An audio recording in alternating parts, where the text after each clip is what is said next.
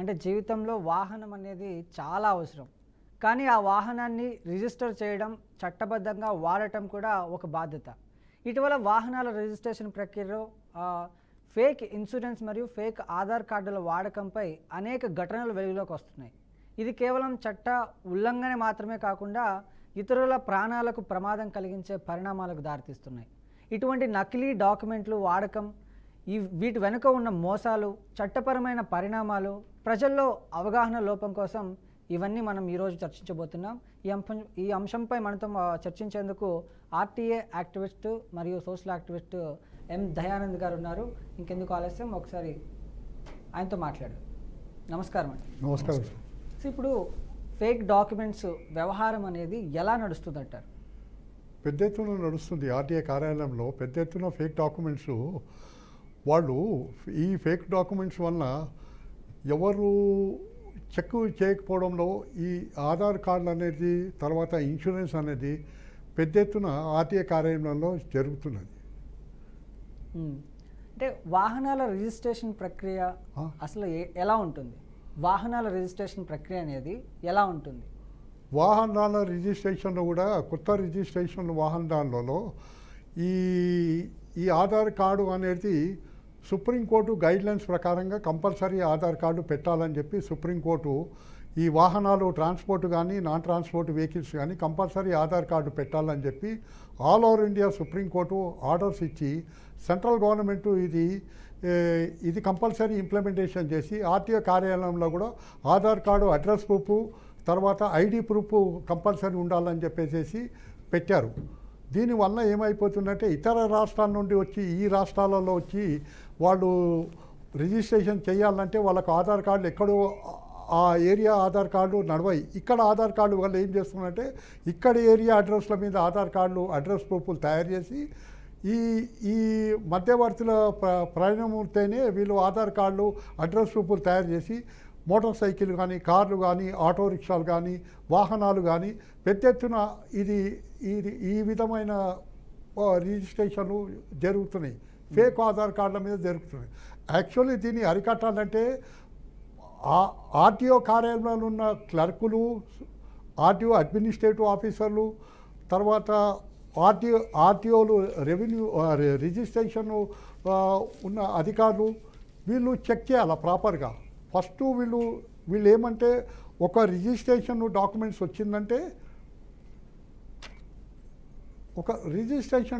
వచ్చిందంటే మొట్టమొదట వాళ్ళు ఏం చేయాలంటే ఈ ఆధార్ కార్డు అనేది యాప్ డౌన్లోడ్ చేసుకొని చూసుకోవాలి. ఆధార్ కార్డు యాప్ డౌన్లోడ్ చూసుకోవాలా. తర్వాత ఈ ఆధార్ కార్డు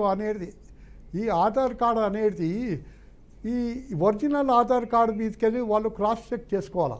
కానీ చేస్తలేరు. అవినీతి పడి ఏం చేస్తున్నారంటే ఈ ఆధార్ కార్డు యూజ్ చేసుకుంటున్నారు.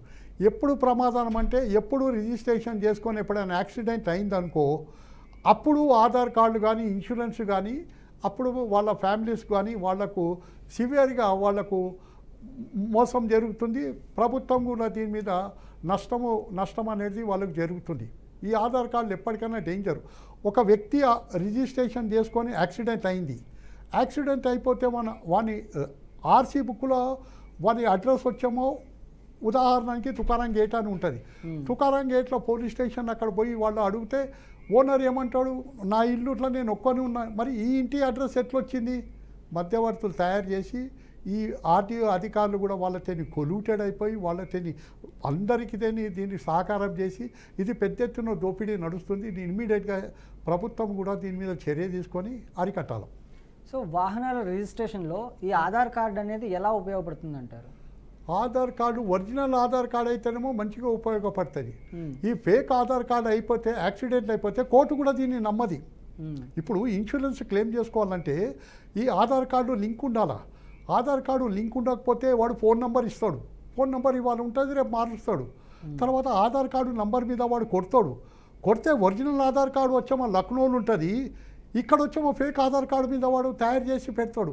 ఈ ఫేక్ ఆధార్ కార్డు మీద వాడు తయారు చేసి బండి రిజిస్ట్రేషన్ చేసుకుంటే వాడు ఏం చేస్తాడు, రిజిస్ట్రేషన్ కానీ లైసెన్స్ కానీ తీసుకుంటే వాడు రేపు బ్యాంక్లో ఉపయోగపడతాడు. రేపు వేరే వేరే సోర్సెస్ అంతా వాడు తయారు చేసుకుంటాడు, పాస్పోర్ట్కు యూజ్ చేసుకుంటాడు.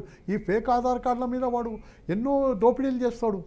అధికారులే దీంట్లో కొల్యూటెడ్ అయ్యి అధికారులే దీని మీద చర్యలు తీసుకోవాలి. కానీ అధికారులు ప్రాపర్గా చెక్ చేయకపోతే, ఆధార్ కార్డు చెక్ పోతే ఇష్టారాజ్యాలు నడుస్తుందంటే రేపు రోడ్డు మీద పోయే రోడ్ సేఫ్టీ అథారిటీస్ కూడా చాలా కష్టమవుతుంది.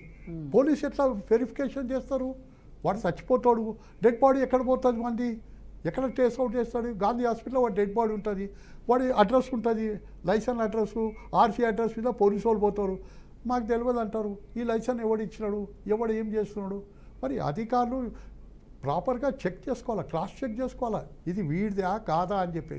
అంటే మీరు చెప్పిన దాని ప్రకారం ఇప్పుడు ఒక మనిషికి లక్నోలో ఆధార్ కార్డు ఉండి మళ్ళీ హైదరాబాద్లో కూడా ఆధార్ కార్డు పొందుతున్నారు అంటే ఇక్కడ ఫేక్ ఉండి అక్కడ ఒరిజినల్ ఉంటుందా? అవును, ఇక్కడ ఫేక్ ఆధార్ కార్డు ఉంటుంది, ఒరిజినల్ వాడు ఏ బీహార్లోనో వాడి ఒరిజినల్ ఆధార్ కార్డు అక్కడ ఉంటుంది. ఇదే ఆధార్ కార్డు మీద వాళ్ళు లైసెన్స్ తీసుకొని, ఆర్సీ తీసుకొని ఇక్కడ బ్యాంక్ అకౌంట్ ఓపెన్ చేస్తాడు. అక్కడే ఎందుకు చేస్తలేడంటే ఒక వేరే రాష్ట్రాలకు వెళ్ళి వచ్చి అక్కడ వాడికి ఆల్రెడీ లైసెన్స్ ఉంటుంది, అక్కడ యాక్సిడెంట్ అయి ఉంటుంది, అక్కడ ఆధార్ కార్డు వాడికి అక్కడ లింక్ అయి పెడతాడు.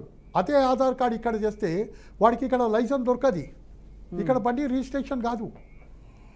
అంటే ఇప్పుడు మీరు అన్నట్లు one nation one licence, Aadhaar card అనేది ఒకటే ఉండాలి. అవును, one nation one Aadhaar card. One nation one Aadhaar card అంటే సుప్రీంకోర్టు ఏమన్నదంటే వన్ నేషన్ వన్ లైసెన్స్.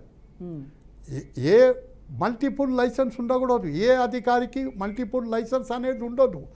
దేశం మొత్తంలో వాడికి నువ్వు ఇదే మోటార్ కారు లైసెన్స్ తీసుకున్నావు, మోటార్ సైకిల్ లైసెన్స్ తీసుకున్నావు, ఆటో రిక్షా లైసెన్స్ తీసుకున్నావు, నువ్వు ఉత్తరప్రదేశ్లో తీసుకొని, ఏ వెస్ట్ బెంగాల్లో తీసుకొని, తమిళనాడులో తీసుకొని అక్కడ యాక్సిడెంట్ నీ కేసు మీద ఆధార్ కార్డు సీజ్ చేసి ఆ నంబర్ మీద ఉన్న తర్వాత అక్కడ వాడు వదిలేసి ఇక్కడ జీవనాధారం గురించి ఇక్కడ లైసెన్స్ తీసుకుంటే రెండు లైసెన్లు ఒకటే దగ్గర తీసుకోడు. ఆధార్ కార్డు లింక్ ఎక్కువ పెట్టినంటే ఒక వ్యక్తికి ఒకటే ఆధార్ కార్డులో ఒకటే దాంట్లో లింక్ పెట్టేసేస్తే ఎక్కడ వాడు ఏది జరిగినా కూడా వాడికి ఈజీగా ట్రేస్ అవుట్ అవుతుంది, వాడి ఫ్యామిలీ కూడా దొరికిపోతారు. మీరు చెప్పిన దాని ప్రకారం 2009 నుంచి సుప్రీంకోర్టు గైడ్ లైన్స్ ప్రకారం వన్ నేషన్ వన్ లైసెన్స్ అనేది ఉన్నది. దాని ఇంప్లిమెంటేషన్ ఈ రాష్ట్ర ప్రభుత్వం 2016 నుండి చేసింది.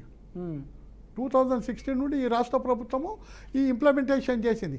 ఇంప్లిమెంటేషన్లలో అధికారులు ప్రభుత్వము ఆర్డర్స్ సరిగా ఉన్నాయి, తర్వాత కోర్టు ఆర్డర్స్ సక్రమంగా జరుగుతున్నాయి. కానీ ఎవరైతే ఏదైతే దీన్ని ఇంప్లిమెంటేషన్ చేస్తారో అక్కడ నీడులు దోపిడీ నడుస్తుంది, ఎవరు చెక్ చేస్తలేరు, ఇష్టారాజ్యంగా నడిపిస్తున్నారు, డబ్బులు ఒక కక్కుతిని పడి. వీటన్నిటి ఇంప్లిమెంటేషన్ ఎక్కడ జరుగుతుంది, ఏ అధికారులు చేస్తారు దీన్ని? ఆర్టీఓ ఆఫీసులలో జరుగుతుంది. ఆర్టీఓ ఆఫీసులలో, ఈవెన్ ఆర్టీఓ ఆఫీసులలో కూడా ప్రతి ఒక్క ఆర్టీఓ ఆఫీసులలో కూడా ప్రతి ఒక్క కార్యాలయంలో కూడా దీనికి విజిలెన్స్ డిపార్ట్మెంట్ ఉన్నది. ట్రాన్స్పోర్ట్ విజిలెన్స్ డిపార్ట్మెంట్లో కూడా మరి విజిలెన్స్ డిపార్ట్మెంట్ ఏం చేస్తుంది, నిద్రపోతుందా? దీన్ని చెక్ చేసే ప్రమాదం ఏమి? మరి విజిలెన్స్లో దాంట్లో ఒక కమిషనర్ ఉన్నాడు, విజిలెన్స్ కమిషనర్ని పెట్టారు. మరి విజిలెన్స్ కమిషనర్ డ్యూటీ ఏంటిది? What is the duty of the vigilance commissioner? ఏం చేస్తాడు విజిలెన్స్ కమిషనరు? దీన్ని అరికట్టాల. రేపు ప్రమాదం జరిగిందంటే ఆర్సీ అనేది కానీ, వాడికి ఇన్సూరెన్స్ అనేది కానీ, వాడు ఒకసారి ఇన్సూరెన్స్ తీసుకొని వాడు ఆర్సీ కానీ ఏం చేసుకుంటే రేపు కోర్టు ఎవరికి ఇస్తుంది? కాంపన్సేషన్ అనేది కోర్టులో కాంపన్సేషన్ చేస్తే వాడు ఏం చేస్తాడు? ఈ ఆధార్ కార్డు, నీ ఒరిజినల్ ఆధార్ కార్డు ప్రొడ్యూస్ చేయమంటాడు. ఒరిజినల్ ఆధార్ కార్డు ఎక్కడికి వెళ్ళి తెస్తాడు? ఏ బెంగాల్కి వెళ్ళి తెచ్చిన ఆధార్ కార్డు నడుస్తుందా? మరి ఏ ఆధార్ కార్డు మీద వీళ్ళు రిజిస్ట్రేషన్ చేశారు ఇక్కడ? కోర్టు కేసు కొట్టేస్తుంది. ఇన్సూరెన్స్ ఫాల్స్, ఆధార్ కార్డు కూడా ఫాల్స్గా తెలుస్తుంది. తెలిసినప్పుడు వాడి ఫ్యామిలీ సేమ్ కావాలా? వాడు 30 ఏళ్ళకే వాడు యాక్సిడెంట్ అయ్యి చచ్చిపోతాడు, వాడి పిల్లలు ఉంటారు. కోర్టు ఏమంటుంది? వీడు 60 ఏళ్ళు 70 ఏళ్ళు బతుకుతాడు, మరి కాంపన్సేషన్ ఎక్కువ ఇవ్వాలా? Court accept చేయది. కోర్టు ఏమంటుంది? నీ ఫేక్ ఆధార్ కార్డు మీద మేము ఎట్లా ఇస్తాము?